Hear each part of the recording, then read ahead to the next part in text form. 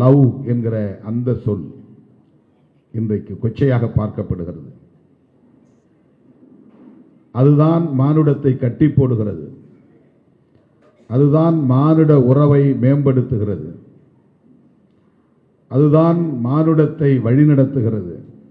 இன்றைக்கும் சாதியால், மதத்தால், மொழியால், இனத்தால், தேசத்தால் மனிதகுலம் பல்வேறு குழுக்களாக சிதறி கிடந்தாலும் இவர்களை நல்வழிப்படுத்தி உலக அமைதியை நிலைநாட்டுவது அன்பு ஒன்று மட்டும்தான்.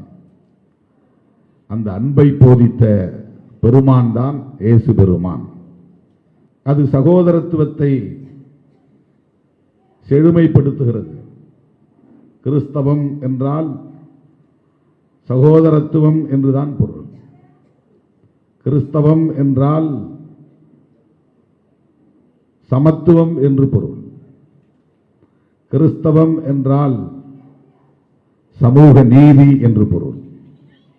இதிலே எங்கும் வெறுப்பு இல்லை, வன்முறை இல்லை,